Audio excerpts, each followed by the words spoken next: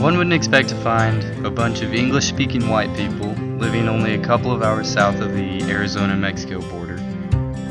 But if you decide to visit the Mormon colonies in Mexico, that's exactly what you'll find. These two colonies, known as Colonia Dublan and Colonia Juarez, are suburbs, of sorts, to the bigger town of Nuevo Casas Grandes.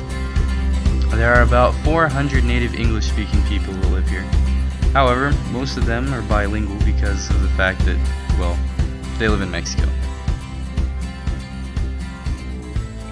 Now you may think that's pretty weird, but here, let me explain. So in the year 1885, to help spread the church throughout the land, the prophet John Taylor sent groups of members to colonize northern Mexico, in part to help them escape the heavy persecution because of the polygamy laws in the U.S. The members there established 9 colonies in the states of Chihuahua and Sonora, and just as all early members, these saints were very industrious and efficient, establishing a sawmill, houses, and communities, and, well, eventually they even established their own school, which they called the Juarez Stake Academy. Things there were going very well, until...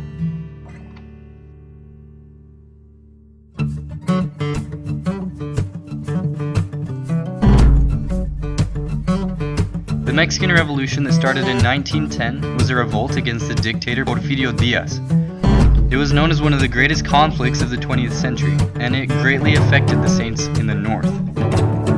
Pancho Villa was one of the bigger names in the revolution, and his influence resulted in a mass exodus of the Mexico saints.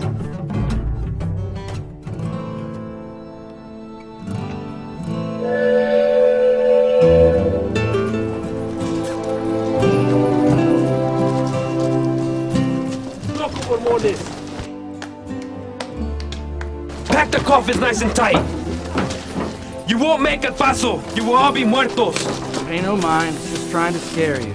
I don't like him. You'll be all right. You'll see. Maybe you're not all gonna be muertos. Perhaps I'll save a few. On July 28, 1912, during the height of the Mexican Revolution, thousands of Mormon colonists, mostly women and children, settlers from the United States who had been making their home in northern Mexico, were suddenly uprooted and under the necessity to flee for their lives with just a few hours' notice.